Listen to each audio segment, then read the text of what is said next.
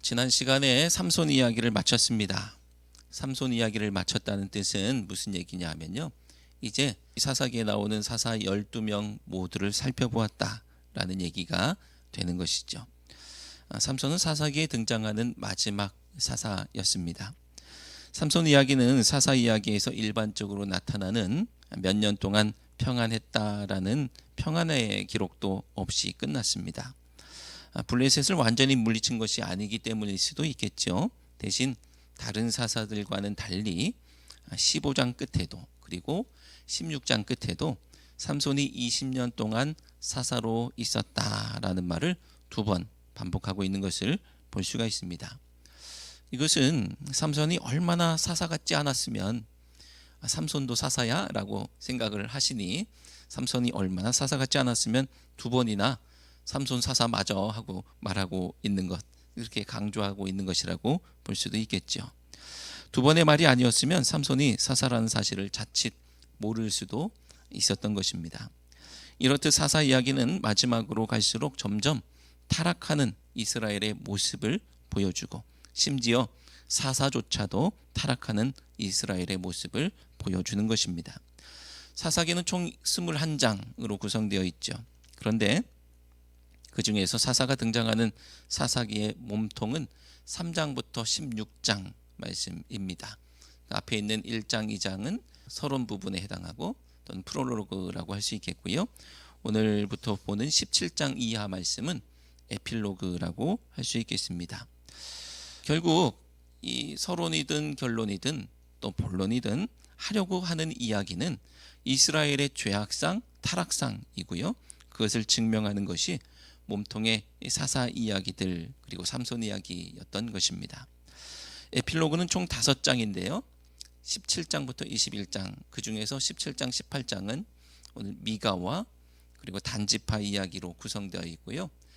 그리고 19장부터 21장까지 3장은 레위인의 첩으로 인해서 촉발된 이스라엘과 베냐민의 지파 전쟁 이야기로 볼 수가 있겠습니다. 에브라임 산지에 미가라 이름하는 사람이 살았다고 합니다. 에브라임은 아주 유력한 지파이죠. 아주 강한 지파입니다. 기드온 이야기 이후로 사사기에 에브라임의 이름은 부정적 이미지를 갖게 됩니다. 그래서 유력한 지파, 강한 지파이지만 부정적 이미지를 먼저 우리는 떠올리게 되고요. 그래서 미가라는 사람이 또 어떤 엉뚱한 일을 벌일 것인가 라는 것을 기대 아닌 기대를 하게 되는 상황이죠. 참고로 말씀드리면 이 미가는요, 소예언서 중 하나, 또 소예언자 중 하나인 미가가 아니고 다른 사람입니다. 오해하지 마시고 잘 분별하시기 바랍니다. 미가라는 이름은 원래 미카예후 또는 미가야라고 하는데, 이는 여호와와 같은 자가 누구인가라는 의미를 가지고 있습니다. 즉 여호와만이 참 신이다, 주님이 최고다라는 얘기를 고백으로 담고 있는 이름이 미가의 이름입니다. 하지만 이 이름에 걸맞지 않게 미가는 도둑질을 고백함으로 등장하고 있는 것을 보게 됩니다. 2절 말씀을 함께 읽겠습니다. 그의 어머니에게 이르되 어머니께서 은천백을 잃어버리셨으므로 저주하시고 내 귀에도 말씀하셨더니 보소서 그 은이 내게 있나이다. 내가 그것을 가졌나이다 하니 그의 어머니가 이르되 내 아들이 여호와께 복받기를 원하노라 하니라. 아멘. 어머니가 은천백을 도둑 맞고 누군지는 모르지만 그 훔쳐간 사람을 저주하는 거예요. 그러니까 이 저주를 들은 미가는 자기가 훔쳐갔거든요. 그러니까 이실직고를 할 수밖에 없습니다. 이거 잘못하다가는 내가 이 저주를 받겠구나 두려운 마음에 이실직고하는 거예요. 그러자 어머니는 아들이 자기 돈을 훔쳐간 건 다 뒤로 하고 자기도 큰일 난 거예요. 내가 저주를 했는데 내 아들이 저주를 다 받으면 어떡하지? 이런 마음이 들었죠. 그래서 아들이 저주를 받을까 봐 하나님께 복을 비는 거예요. 내 아들이 복 받기를 원합니다 하면서 하나님 앞에 복을 비는 겁니다. 그래서 자기가 한 저주가 주님 앞에 빈 복으로 인해서 상쇄받기를 그런 원하는 마음으로 그렇게 복을 빈 것이죠. 하지만 이것만으로는 안심이 안 됐던 것 같아요. 이 미가의 어머니는 이게 복받기를 원해요라고 하는 것으로는 안심이 안 됐는지 아들을 위해서 은 200을 들여서 신상을 부어 만들려고 합니다. 3절과 4절인데요. 그 중에서 3절 말씀만 함께 읽겠습니다. 미가가 은 1,100을 그의 어머니에게 도로 주매 그의 어머니가 이르되 내가 내 아들을 위하여 한 신상을 새기며 한 신상을 부어 만들기 위해 내 손에서 이 은을 여호와께 거룩히 드리노라. 그러므로 내가 이제 이 은을 내게 도로 주리라. 아멘. 신상이라는 것은 결국 우상을 말하는 것인데요. 새긴 우상을 만들지 말라고 하신 하나님의 말씀에 비춰볼 때 아니 하나님께서 이것을 기뻐하실 리가 없지요. 너무나 당연한 말씀입니다. 그런데 신상을 만들기 위해서 어떻게 하고 있느냐 하면 여호와께 거룩히 드린다라고 말하고 있어요. 이 은을 신상을 만들면서 여호와께 거룩히 드린다. 이게 말인지 뭔지 모르겠습니다. 하나님이 그거 하지 마라고 했는데 그거 하기 위해서 거룩하게 드린다고 하고 있어요. 그리고 미가는 한술 더 떠서 신상을 드린 신당이 있으니까요. 에봇과 드라빔을 만들고 자기 아들을 세워서 제사장으로 삼습니다. 5절 말씀이죠. 함께 읽겠습니다. 그 사람 미가에게 신당이 있으므로 그가 에봇과 드라빔을 만들고 한 아들을 세워 그의 제사장으로 삼았더라. 아멘. 에봇은 제사장 복장입니다. 하지만 기드온 이야기에서 보았듯이 이 에봇이 백성들을 범죄의 길로 인도했던 장치가 되었던 것을 우리가 기억하지요. 그리고 자기가 개인적으로 가질 것도 아닙니다. 제사장 복장을 왜 자기가 만들어 놓겠어요. 드라빔은 손에 잡는 휴대용 우상이라고 할 수 있겠습니다. 이 드라빔은 그런 것인데 이걸 또 왜 만들겠어요? 레위인이 아닌 에브라임 사람인 미가의 아들이 제사장이 될 수도 없는 일입니다. 그러니까 에봇을 만드는 것도 그리고 드라빔을 만드는 것도 자기 아들을 제사장 삼는 것도 미가의 무리수라고 할 수 있는 것이죠. 어떤 교수님이 이런 말씀을 하세요. 인간을 앞으로 나아가게 하는 것 세 가지가 있다. 인간을 앞으로 나가게 하고 움직이게 하는 것 세 가지가 있는데 첫째는 총과 칼이라는 거예요. 총칼. 두려움과 불안이죠. 사람은 두려움과 불안 속에서 무언가를 하려고 할 겁니다. 미가가 저주받지 않기 위해서 뭔가를 했던 것처럼 그런 것입니다. 미가는 어머니의 저주가 무서워서 자기가 훔쳐갔던 은을 다시 토해내는 거예요. 저주받기 싫어서 이 칼과 총, 두려움과 불안이 그를 앞으로 나가게 하고 뭔가를 하게 합니다. 자, 둘째는 돈이라고 해요. 돈. 사람은 이득을 위해서라면 무엇이라도 하려고 하겠죠. 미가의 어머니는 미가가 복을 받게 하기 위해서 신상을 만들고 그리고 미가는 에봇과 드라빔을 만듭니다. 기독교 신앙이 이래야 하나 싶습니다. 총칼 앞에서 저주 앞에서 그게 무서워서 뭔가를 하고 또 돈과 이익 앞에서 복 앞에서 뭔가 하고 이러는 것 이 기독교 신앙이 이래도 되나 이런 생각이 들죠. 가장 열등한 기독교 신앙의 모습을 가리켜서 기복신앙이다라고 말하기도 합니다. 하나님 앞에 나오는 이유가 자기가 받을 복인 것이죠. 때로는 지옥에 가는 것이 무서워서 교회에 나오는 것을 열등한 기독교 신앙의 한 모습이라고 하기도 합니다. 물론 복을 받고 싶지요. 또 지옥에 가는 것 원하지 않습니다. 지옥에 가는 것 무섭죠. 하지만 똑같이 신앙생활을 할 것이라고 한다면 조금 더 차원을 달리하는 조금 더 하나님 앞에 그럴싸한 모습으로 설 수 있는 그런 모습이 우리에게 있어야 될 줄로 믿습니다. 인간으로 앞으로 걸어가게 하는 세 번째는 바로 꽃이라고 해요. 꽃. 아름다움이죠. 기독교의 복음은 공포를 넘어선 것입니다. 기독교의 복음이 공포라고 한다면 하나님이 무서운 분일 수밖에 없는 거예요. 기독교의 복음이 복을 넘어서는 것입니다. 복을 넘어서는 거예요. 복음은 아름다움이라고 해요. 복음의 아름다움을 안다면 진리의 찬란함을 안다면 그의 삶의 동의는 그를 앞으로 나아가게 하는 것은 더 이상 복과 저주가 아닌 거예요. 복음이 그를 이끌어 살게 하는 삶을 살 것이고 하늘 가치가 그를 이끌어 살게 하는 것입니다.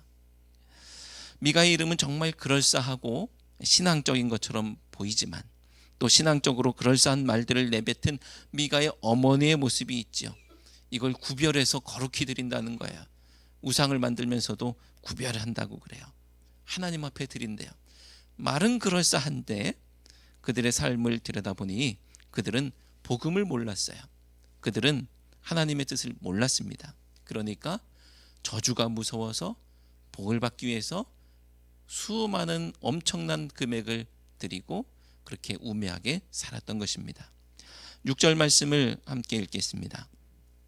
그때에 이스라엘의 왕이 없었으므로 사람마다 자기 소견에 오른 대로 행하였더라. 아멘. 이게 무슨 얘기냐 하면요, 이스라엘도 다른 나라처럼 왕을 세워야 되겠구나, 이게 아니고요, 하나님이 이스라엘의 왕이 아니셨던 거예요. 그들에게 하나님은 그들의 왕이 아니셨던 거예요. 그럴 때 그들의 삶이 지금 이 미가와 미가 어머니와 같을 수밖에 없다는 것을 우리에게 말해주고 있는 것입니다. 사랑하는 성도 여러분, 하나님이 여러분의 왕이시기를 바랍니다. 우리의 삶의 방향이 공포와 이익, 또 저주와 복에 따라서 바뀌는 것이 아니요, 아름다운 꽃과 같은 찬란한 복음으로 인해서 우리가 우리의 삶을 하나님 앞에 드리는 놀라운 은혜가 있기를 주님의 이름으로 축원합니다. 장면이 바뀌어서 새로운 인물이 등장하고 있습니다. 유다 베들레헴의 한 레위인 청년이 살았다라고 하는 이야기로 시작합니다. 7절 말씀을 함께 읽겠습니다. 유다 가족에 속한 유다 베들레헴에 한 청년이 있었으니 그는 레위인으로서 거기서 거류하였더라. 아멘. 7절 말씀은 우리에게 두 가지 정보를 주는데요. 첫째는 이 레위인은 아직 30세가 되지 않았다라는 거예요. 이 청년이라는 단어가 가지고 있는 의미 속에 그런 정보가 담겨 있는 것입니다. 30세 이전에는 제사장이 될 수 없다고 합니다. 이것도 우리가 기억하고 넘어가고요. 둘째는 그는 하나님께서 주신 기업을 벗어나서 떠돌고 있다는 거예요. 레위 지파에게는 땅이 분배되지 않았죠. 대신에 각 지파에 속한 어떤 도성들을 구별해서 거기에 거주할 수 있도록 했습니다. 그리고 그 거주 목록에 베들레헴은 없어요. 그러니까 이 레위는 하나님이 살라고 하신 거기에 있지 않고 다른 곳에 있는 것입니다. 그리고 지금 그는 다시 거주할 곳을 찾아서 에브라임 산지 이 미가의 집까지 오게 된 거예요. 이런 이동도 하나님의 뜻과는 거리가 먼 것이죠. 야, 너 여기 있어라 라고 했을 텐데 거기가 아니고 다른 이유로 헤매고 다니고 있는 것을 보게 됩니다. 자, 이렇게 하나님의 뜻과는 거리가 먼 것인데 8절 말씀을 함께 읽어볼까요?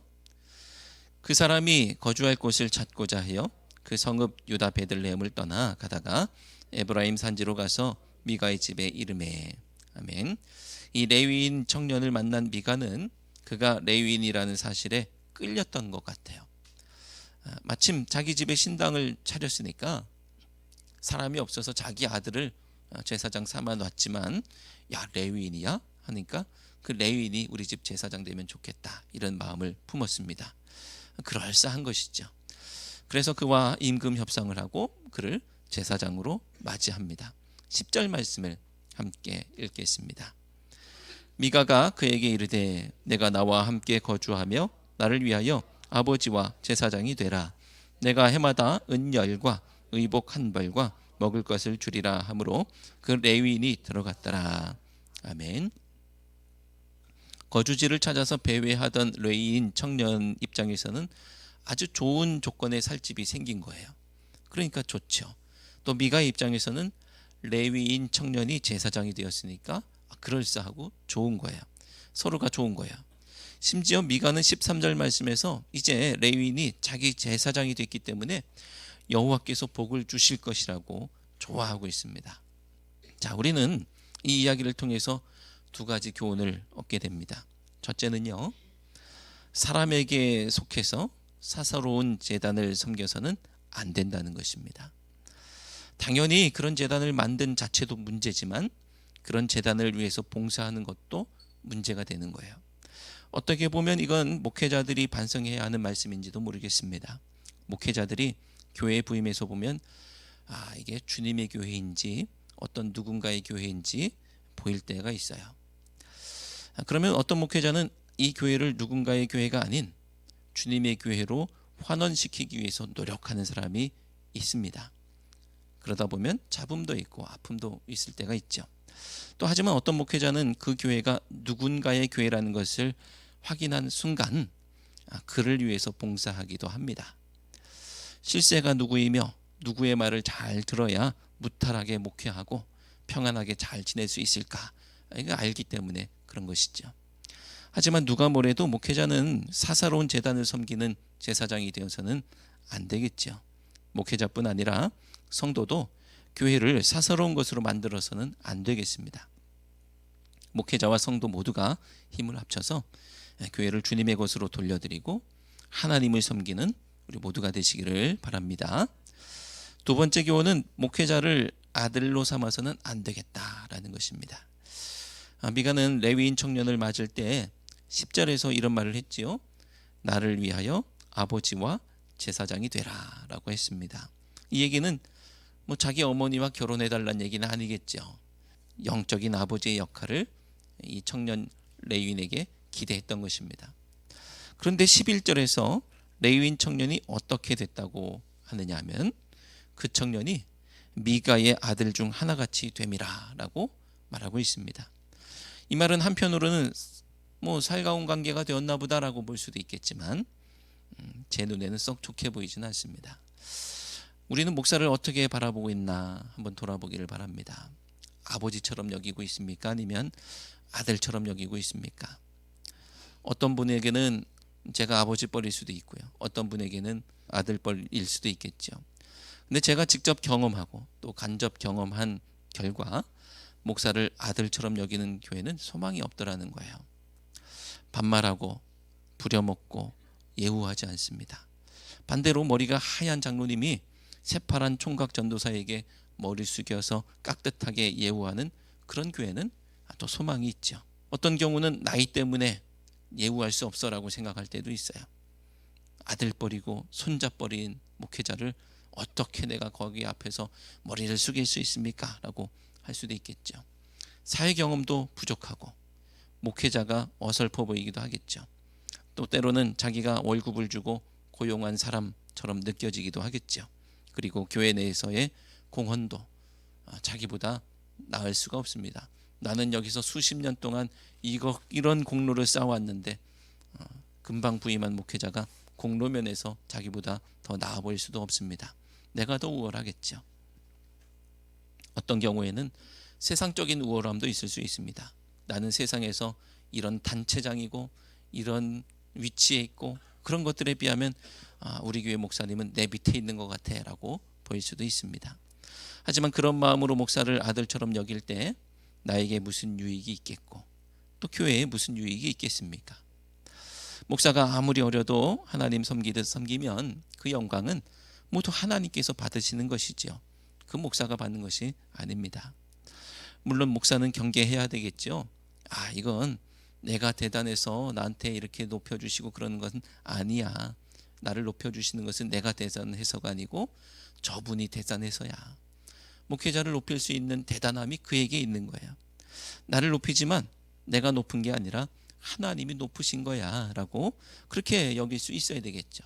이건 이제 목사의 몫으로 넘기시고 나는 내 몫을 하는 것입니다. 사랑하는 성도 여러분, 사사로운 것에 봉사하지 않는 우리가 되기를 바랍니다. 그리고 사사로운 마음으로 봉사하지 않는 우리가 되기를 바랍니다.